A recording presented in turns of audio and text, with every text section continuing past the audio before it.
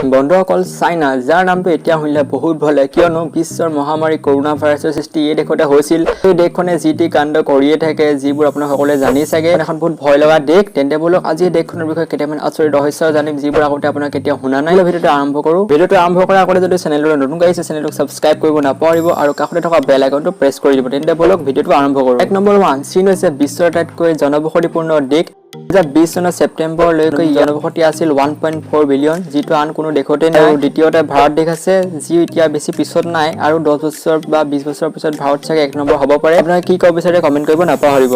1 number 2 এইটো সঁচাকৈ অদ্ভুত কথা। আপোনালোকে জানে নে চীনত ডাইপাৰ জনপ্ৰিয় নহয়? ডাইপাৰ যি শিশুৱে শৌচ বা প্ৰস্ৰাৱ কৰোঁতে পৰিধান কৰে, কিন্তু চীনত এইবোৰ পৰিধান কৰা নহয়। চীনৰ শিশুসকলৰ পেনৰ পাছফালে এটা ডাঙৰ ফুটা কৰি দিয়া থাকে আৰু তেওঁলোকে যেতিয়া অনুভৱ কৰে যে তেওঁলোকৰ শৌচ বা প্ৰস্ৰাৱ কৰিব লাগিছে তেওঁলোক বহি দিয়ে আৰু য'তে মন যায় ত'তে শৌচ বা প্ৰস্ৰাৱ কৰি দিয়ে, যিটো এটা বহুত আচৰিত আৰু বেয়া ঘৃণনীয় কথা। আমাৰ ভাৰতত এইবোৰ নিয়ম নাই, যিটো বহুত ভাল কথা।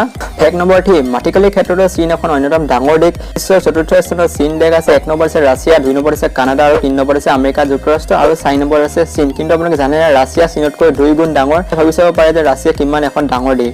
1 নম্বৰ 4 চীনত বাস কৰা প্ৰতিজন সদস্যক চীনৰ সফলতাৰ প্ৰতিফলন বুলি কোৱা হয়। আৰু আপোনালোকে জানেনে চীনৰ জ্যেষ্ঠসকলক বহুত শ্ৰদ্ধা কৰা হয়। তাৰ যুৱ প্ৰজন্মসকলেও তেওঁলোকৰ বৃদ্ধ পিতৃ মাতৃ আৰু বৃদ্ধ সদস্যসকলক বহুত শ্ৰদ্ধা কৰে। আৰু এটা ইণ্টাৰেষ্টিং কথা যে ইয়াত বৃদ্ধ অধিকাৰ আইন বুলি এখন আইন আছে। সেইবাবে হয়তো চীনৰ বয়োজ্যেষ্ঠসকল ভাৰতৰ বয়োজ্যেষ্ঠসকলতকৈ বেছি বছৰ জীয়াই থাকে। আপোনাৰ কি ক'ব বিচাৰে কমেন্ট কৰিব নাপাহৰিব। 1 নম্বৰ 5 জন্তুৰ হত্যা আৰু জন্তু আহাৰৰ ক্ষেত্ৰত চীন আছে আটাইতকৈ বেয়া অপৰাধী। অনুমান কৰা হয় যে চীনত দৈনিক গড়ে 1.7 নিযুত গাহৰি খোৱা হয়। আপোনালোকে জানেনে চাইনাৰ ফেভৰেট মাংস কি? বন্ধুসকল চাইনাৰ ফেভৰেট মাংস হৈছে কুকুৰ মাংস। চাইনাত কুকুৰ মাংস খালে জীৱন ভাল হয় আৰু স্বাস্থ্যক উদ্দীপিত কৰে বুলি বিশ্বাস কৰা হয়। আৰু আপোনালোকে শুনি আচৰিত হ'ব যে চাইনাত প্ৰতি বছৰে কুকুৰ মাংস উৎসৱ পতা হয়, য'ত প্ৰায় একেলগে 10,000 মান কুকুৰ কটা হয়। অকল কুকুৰেই নহয়, চাৰিঠেঙীয়া যিমানবোৰ জন্তু আছে বেছিভাগ জন্তুকে চাইনাই নিজৰ খাদ্য হিচাপে গ্ৰহণ কৰে, যেনে কুকুৰ, মেকুৰী, ঘৰিয়াল, শহাপহু চব সকলোকে খাদ্য হিচাপে গ্ৰহণ কৰে। 1 নম্বৰ 6 চাইনা হৈছে এখন বেপাৰী দেশ। বেছিকৈ সিহঁতি নকলি বস্তু বনাই আৰু বেলেগ দেশত বিক্ৰী কৰি চাহিদা পূৰণ কৰে। আনকি আমাৰ ভাৰতবৰ্ষৰ বহু সামগ্ৰী চাইনাৰ পৰাই আমদানি কৰে। দিৱালী উদযাপন কৰা ফটকা, বমৰ লগতে পূজাত ব্যৱহাৰ কৰা খেলা-ধূলা, পুতলা, এয়াৰগান সকলোবোৰ চাইনাৰ পৰা আমদানি। আনকি চাইনাই বহুতো নকলি খ্ৰীষ্টমাছ ট্ৰি বনাইও বেলেগ দেশত বিক্ৰী কৰে। আনকি চাইনাই নিজে খ্ৰীষ্টমাছ উদযাপন নকৰে। তেন্তে ভাবি চাওক চাইনা কিমান বেপাৰী দেশ। 1 নম্বৰ 7 আপোনালোকে শুনি আচৰিত হ'ব যে চাইনাত এনেকুৱা এটা ৰুল আছে য'ত ধনী ব্যক্তিয়ে দুখীয়া ব্যক্তিক তেওঁলোকৰ ঠাই জেললৈ পঠিয়াব পাৰে। এইটো এটা অদ্ভুত ৰুল। 1 নম্বৰ 8 আপুনি জানেনে চীনত বহু সংখ্যক গুহা আছে আৰু এই গুহাৰ বাসস্থানবোৰক কোৱা হয় য়াওডং। আৰু এই য়াওডংবোৰত 30 মিলিয়নতকৈ অধিক চীনা লোকে বাস কৰে আৰু চৰকাৰে উন্নত গুহাৰ প্ৰদানৰ বাবে আঁচনি প্ৰদান কৰে, যিটো এটা বহুত ভাল কথা।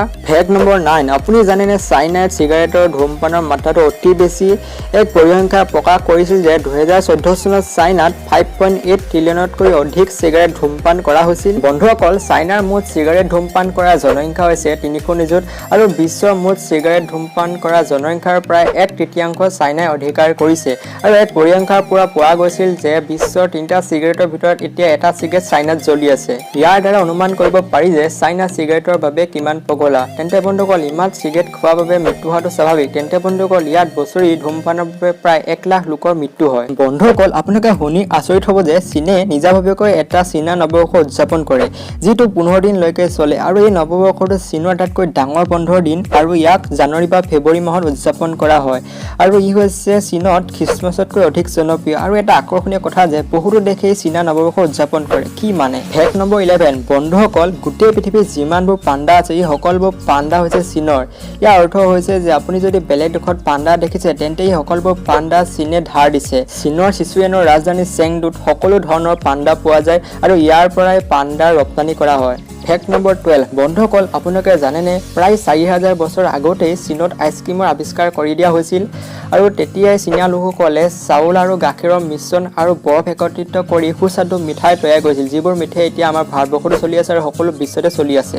1 নম্বৰ 13 বন্ধুসকল আপোনালোকে শুনি আচৰিত হ'ব যে চীনত নম্বৰ 4 সংখ্যাটো ব্যৱহাৰ বা উল্লেখ কৰাৰ পৰা পৰিহাৰ কৰে, কিয়নো চীনা লোকসকলে ভাবে যে এই 4 সংখ্যাটো মৃত্যুৰ সৈতে সম্পৰ্ক আছে। 1 নম্বৰ 14 বন্ধুসকল চীনে প্ৰতি 5 দিনৰ ভিতৰতে এটা আকাশচুম্বী অট্টালিকা নিৰ্মাণ কৰি দিয়ে আৰু আপোনালোকে জানেনে বিশ্বত এনে কোনো দেশ নাই যি চীনৰ দৰে দ্ৰুতগতিত বৃদ্ধি হ'ব পাৰিছে চীনে এবছৰত কমেও 73টা মান আকাশচুম্বী অট্টালিকা নিৰ্মাণ কৰি দিয়ে বন্ধুসকল আপোনালোকে জানেনে চীনৰ ছোৱালীবোৰৰ মাজত ৰঙা ৰঙৰ পোছাকবোৰ অতি জনপ্ৰিয় কিয়নো এই ছোৱালীবোৰে ৰঙা ৰঙৰ পোছাকবোৰক ভাগ্যৱানৰ ৰং বুলি বিশ্বাস কৰে ফেক্ট নম্বৰ 16 বন্ধুসকল চীনত বহুতো বিশ্বমানৰ বিশ্ববিদ্যালয় আছে আৰু ৱৰ্ল্ড ইউনিভাৰ্চিটিৰ ৰেংকিঙত বিশ্বৰ শীৰ্ষ 200খন বিশ্ববিদ্যালয়ৰ ভিতৰত প্ৰায় 7খন বিশ্ববিদ্যালয় চীনৰ ভিতৰত অন্তৰ্গত তেন্তে বন্ধুসকল এই ভিডিঅ'টোৰ পৰা গম পোৱা গ'ল যে চীনৰ ডেভেলপমেণ্টটো দিনক দিনে অতি দ্ৰুতগতিত বাঢ়ি আছে আৰু আগলৈ বাঢ়ি যাব তেন্তে বন্ধুসকল আজি ভিডিঅ'টো চাই কেনেকুৱা লাগিলে কমেণ্ট কৰিব নাপাহৰিব যদি ভাল লাগিলে প্লিজ শ্বেয়াৰ কৰি দিব আৰু লাইক কৰি দিব